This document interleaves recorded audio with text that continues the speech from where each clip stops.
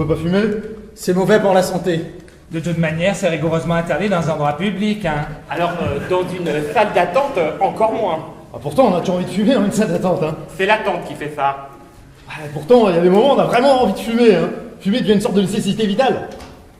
Non, mais pour les fumeurs, évidemment, hein. Comme avant l'examen. Moi, à chaque fois que j'ai passé un examen, j'ai toujours voulu l'avoir. Alors là, franchement...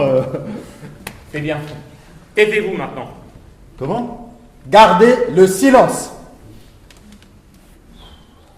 Ouais, c'est ce silence.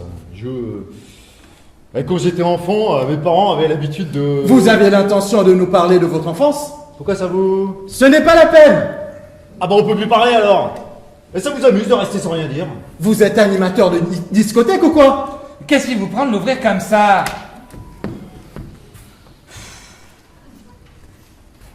Ça vous ennuie que je vous parle, hein? Non, mais c'est insupportable. Qu'est-ce qui vous prend? Vous ne voyez pas que vous gênez tout le monde? Vous n'avez donc aucune délicatesse. Le mot décence ne veut rien dire pour vous? Oh là. Oui, mais enfin, Vous croyez peut-être que nous n'avons pas chacun ici nos propres problèmes particuliers pour que nous soyons dans l'obligation d'avoir à supporter qu'il faille obligatoirement entendre les autres parler les leurs? Pour l'amour du ciel, taisez-vous! Je suis désolé. Vraiment désolé. Mais c'est pas vrai! Ce n'est pas possible. Et que quelqu'un fasse quelque chose. Qu'est-ce que vous voulez que je vous dise? Mais laissez-nous tranquille à la fin. On vous a rien demandé.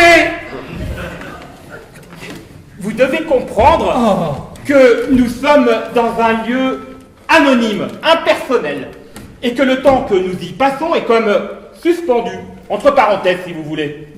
Nous sommes en quelque sorte obligés d'être là, mais cela ne va pas plus loin. Rien ne nous oblige à participer à... C'est juste ces petits moments qui sont comme en décalage par rapport au reste de la vie, mais qui ne font même pas partie de la vie. Vous comprenez? Tout à fait.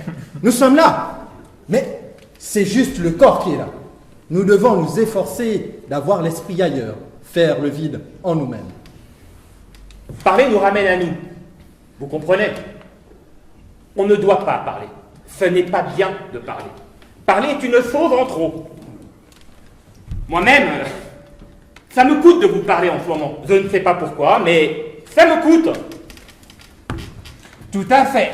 Tout le monde ferait mieux de se taire. Tout le monde parle maintenant. Moi-même, je vous parle en ce moment. Tiens, qu'est-ce que je disais? Voilà, je vous parle. Je suis en train de vous parler. Allez hop, c'est parti. C'est quelque chose quand même. Je suis là à vous parler comme si... Hein? Alors qu'au fond de moi, la seule chose que je veux, c'est que tout le monde se taise. Et que moi aussi je me taise. Comme tout le monde. Voilà. C'est la seule chose que je veux. Que tout le monde se taise et que moi, pareil, je ne dise plus un. Que plus personne ne dise un mot. Tout à fait. Vous n'avez pas à dire ça. À qui parlez-vous? Vous n'avez pas à dire que plus personne ne dise un mot. Vous n'avez pas à dire ça. C'est mon sentiment. Mais vous n'avez pas à l'imposer aux autres. Et je pensais me faire l'écho de tous les autres en parlant comme je l'ai fait. Vous n'avez pas à imposer un diktat. Nous ne sommes pas au Chili. Aussi, tout de suite. Non mais vous retardez un peu, mon vieux. C'est une attitude fasciste. Non mais écoutez, mon vieux, il y a quelque chose qui tourne pas rond dans votre tête. Je dis simplement, vu la situation, que tout le monde ferait bien de se taire, et vous en êtes à me comparer à Pinochet. Je ne supporte pas. Écoutez, je me rends bien compte que... Non, mais alors vous, si j'ai un conseil,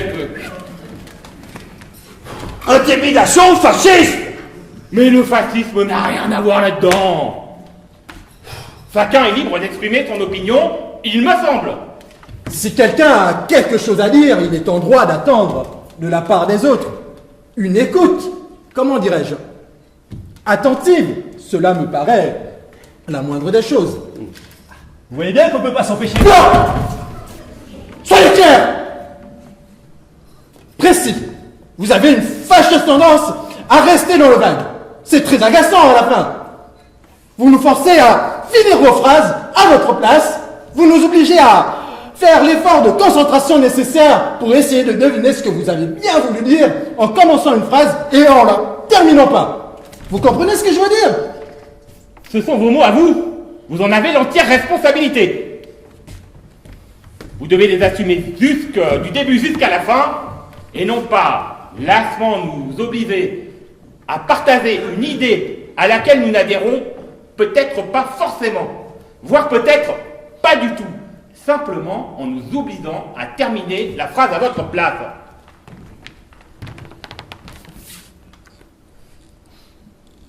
Quoi, tu veux ma photo? Pinochet, hein.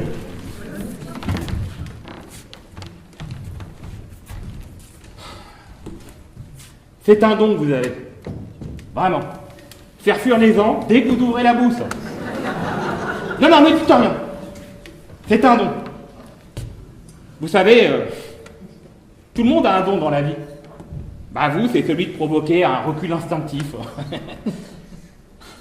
Vous parlez et les enfants vont. Ils partent. Ça ne leur dit plus rien de rester tout à coup. Ils restent un peu, par politesse. Mais dès que vous parlez, ils n'ont plus qu'une idée en tête. Vous quittez le plus rapidement possible. Et c'est peut-être une malédiction. Les mots se bousculaient dans ma tête, je m'en rappelle plus très bien. Un jour, je suis allé au restaurant, comme si de rien n'était. Et quand je suis revenu, elle était partie. Qui ça? Ma femme. Alors, j'ai allumé la télévision, comme si de rien n'était, et j'ai attendu qu'elle revienne. Et puis, je me suis couché, comme si de rien n'était, et j'ai attendu qu'elle revienne. Comme si de rien n'était, c'est ça. Et j'ai fait attention à tous les bruits de portes, d'ascenseurs, et de pas chouer des sardines dans l'escalier. Bon. Moi aussi, vous savez, pour en raconter des choses. Ne croyez pas que ce genre d'histoire n'arrive qu'à vous. Un matin, enfin plutôt une nuit, je me suis réveillé et je suis parti à sa recherche. Ça a duré comme ça pendant des semaines. Je marchais pendant des heures. Bon, je souhaitais pas que ça finisse parce que je souhaitais plus rien. J'étais juste un type comme ça qui marchait la nuit.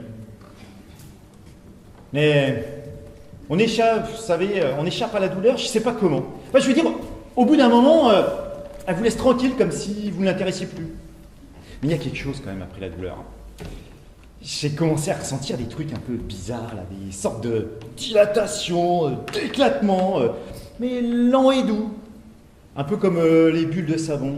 Et voilà, les bulles, elles éclatent dans l'air, sans jamais donner cette impression de violence qui accompagne toujours l'idée d'éclatement. Voilà, oui, c'est comme ça. Vous comprenez